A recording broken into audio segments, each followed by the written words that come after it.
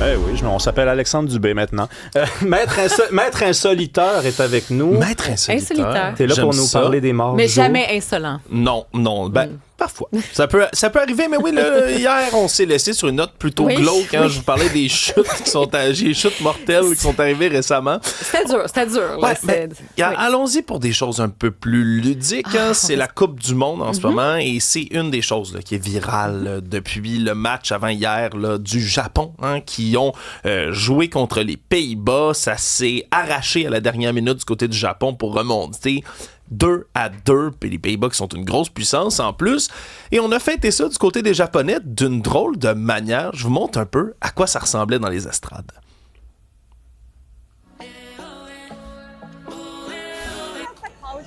But it's like respect for everything, respect for the players, supporters, and also for the stadium.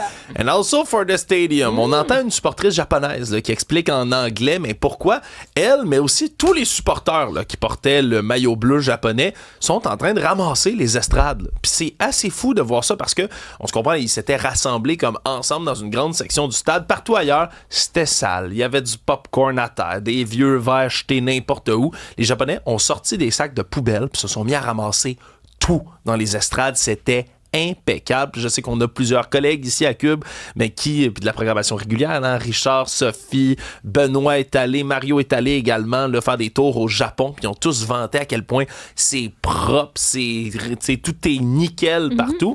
Mais ça prouve à quel point, eux veulent amener cette espèce de réputation-là à l'international. Puis je trouve ça beau de les voir aller dans un stade américain comme ça, au SoFi Stadium, en train de tout nettoyer dans les estrades. Puis ça y va jusqu'à l'équipe nationale. Je vous montre à quoi ressemble le vestiaire après que soit partie l'équipe japonaise. Tout, même les serviettes qui ont été prêtées, tout est plié dans un beau petit tas à terre. Je vous invite à voir, là, pour ceux qui ne suivent pas en visuel, là, sur notre site de Cube ou sur notre page YouTube pour voir les images. Je trouvais que ça valait la peine. Je les adore. Je les adore. C'est du soft power, ça. Hein? Oui, absolument. C'est du soft power parce que, d'une certaine façon, ils montrent en faisant ça qui ils sont. Et là, on regarde ça, puis on dit, Colin, ils sont forts. C'est comme une leçon presque de respect un peu universel, de vraiment de tenir compte, justement, d'où on est, avec qui on fait affaire et tout ça. Mais, donc, franchement, en tout cas, très belle vidéo. Quand nos parents nous élèvent, quand ils sont jeunes, ils essaient de nous apprendre à être le plus poli possible, à faire la vaisselle chez les autres, à se ramasser derrière soi. Les Japonais font ça à un niveau culturel international. Moi, je trouve ça absolument fantastique. On se déplace en Turquie, maintenant, si vous le voulez bien. Il y a une pièce de théâtre qui se déroulait, représentation à Izmir, qui est une ville de Turquie, de Roméo et Juliette. Okay? Et là, on a la pièce qui se déroule dans cette espèce d'amphithéâtre qui est en plein air. Et là, les deux acteurs jouent la scène fatidique où Roméo est mort, entre guillemets, au sol et sa Juliette se lamente à ses pieds. Sauf que, puis on peut le montrer ici pendant que j'explique, il y a un invité inattendu qui s'est pointé sur la scène. Il y a un chat roux, comme c'est une scène extérieure, qui est montée directement sur la scène et qui s'est mis là, à tirer frénétiquement puis à mordre les cheveux de Roméo, à un point tel où l'actrice de Juliette a dû improviser, tirer son Roméo loin du chat. Et pendant ce temps-là, évidemment, la foule rit parce que c'est évidemment absolument pas prévu que le minou se pointe sur scène, mais il est resté toute la scène, puis presque jusqu'à la fin, un point tel où il volait la vedette, littéralement. Là. Tout le monde riait de bon cœur. Et le moment choisi, c'est ça l'affaire, c'est la scène dramatique. Et là, t'as le minou qui est là, qui se dit, écoutez les gars, là, non, that's it, c'est moi la vedette. C'est moi la vedette. Et ça m'a bien fait rire parce qu'à la fin de la représentation, quand les acteurs se tiennent par la main puis font tous une révérence, ils ont pris le chat, ils l'ont amené dans leurs bras puis ils ont fait leur petite révérence avec le chat en question. Je trouvais ça mignon puis ça a fait le tour de la toile durant le début de la semaine. Maintenant, segment douane. Parce que ça, vous allez voir, ça revient souvent dans les nouvelles insolites. Il n'y a pas grand-chose que j'aime plus qu'une histoire où la douane saisit de quoi de complètement bizarre, étrange, là, que quelqu'un essaie de passer incognito dans ses valises ou sur soi-même. Aujourd'hui, le prix Nobel du jour, c'est un homme de 28 ans qui s'est fait arrêter en Afrique du Sud avec ces paquets que vous voyez ici. peut-être que vos yeux vont prendre une petite seconde avant de discerner le fait que ce sont des scorpions. 150 scorpions venimeux que monsieur a tenté de passer à la douane de l'Afrique du Sud mais pour faire de la contrebande.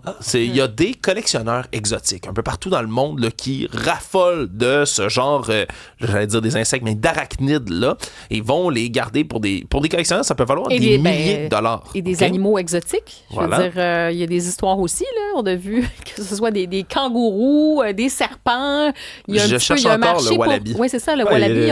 Il n'est pas encore trouvé, le wallaby. Il est juste à côté de chez moi. D'ailleurs, à Boucherville, c'est l'endroit là, où il aurait été repéré. C'est juste à côté. Je ne l'ai pas vu encore. De toute manière, la faune nous interdit de l'approcher ou de tenter d'intervenir. Mais oui, c'est exactement ça. C'est du trafic d'animaux exotiques. Malheureusement, là, en Afrique du Sud, c'est l'un des pays forts pour le trafic de toutes sortes d'animaux. Tu sais, dans les dernières années, on a été capable de démanteler un réseau international de cornes de rhinocéros qui étaient trafiqués. Évidemment, c'est des animaux qui sont beaucoup plus en voie de disparition que des scorpions. Comme ça, c'est parce que la quantité, je veux dire, le gars, il s'imaginait quoi, là? Ben, c'est ça que je me demande. Parce que là, il les portait pas sur lui, heureusement, ça s'est déjà vu par le passé, mais il était comme dans les vêtements de sa valise. Puis ils sont vivants, hein? Ils sont tous vivants. Ils sont comme dans des sous-vides, là, ouais, un peu, là. Comme tous dans une espèce d'emballage de plastique individuel. Et ça peut même devenir dangereux parce que c'est arrivé l'an passé dans l'aéroport de Boston. Il y a une femme qui était dans le carrousel à bagages. Elle est arrivée pour prendre une valise. Elle s'est fait piquer par un scorpion qui était trafiqué illégalement dans une autre valise. Donc, ça peut devenir rapidement assez dangereux. Et rapidement, en terminant, je sais que les deux, vous êtes des férus de la France. Hein? Surtout Karima passe beaucoup de temps en France. Mais là, sachez que si vous allez dans le sud, ça s'adresse particulièrement à toi, Rémi, on a décidé dans plusieurs municipalités à partir de lundi cette semaine de sévir contre les gars en chest. En bon français, qui se promènent partout. Et oui, il y a plusieurs municipalités, que ce soit Deauville, Narbonne, qui ont décidé, à partir de lundi, de donner des amendes de 150 € à n'importe quel homme qui se promènerait nu-torse. Pour grossière indécence? Non. Ça, évidemment, c'est là qu'il y a le double standard dans cette histoire-là, parce qu'une femme peut être arrêtée pour exhibition sexuelle si elle est nu-torse en public. Ça peut coûter jusqu'à 15 000 €, puis se faire mettre en prison. Il y a des plages, comme on dit, où on peut se promener seins nus. Voilà, on a le droit d'être seins nus sur les plages. Des lieux, évidemment, où c'est prévu pour ça. Voilà, mais dans les centres-villes, on veut voir personne nu-torse. Et là, ça enflamme le web parce qu'il y a des gens qui disent, ben là, laissez-nous nous promener comme on veut. Fait 40 degrés dans ces villes-là l'été. Il y en a d'autres qui disent, parce qu'on avait des touristes nu-torse sur les terrasses, qui venaient dans les restaurants. En fait, c'est un message qui adresse aux touristes, surtout. Oui. Mais juste pour dire, tu sais, à Paris, notamment, c'est juste porter des shorts, là. Tu sais, c'est comme pas quelque chose qui est très, très fréquent ou même bien vu. Ouais, en fait, ça va être perçu comme ce sont les Américains, des Nord-Américains qui portent des shorts. Là-bas, même s'il fait chaud, le code culturel, globalement, là, évidemment, une grande journée de chaleur peut avoir peut-être, mais c'est vraiment l'exception. Les hommes portent des pantalons. Oui. Moi, j'aimerais revenir sur, parce que tu as dit, ça te concerne surtout toi, je ne sais pas à quoi tu faisais allusion, là, le niveau des chests. Moi, je n'ai plus le droit, depuis 2 ans, de me promener en chest. Pourquoi? Parce que les gens s'évanouissent à la vue de mon torse. Et les urgences ne fournissent plus. Donc, c'est un règlement, ça a passé. Merci pour c'est tel un mirage qui apparaît comme ça, que voulez-vous? Question de protection du public. On part-tu en pause?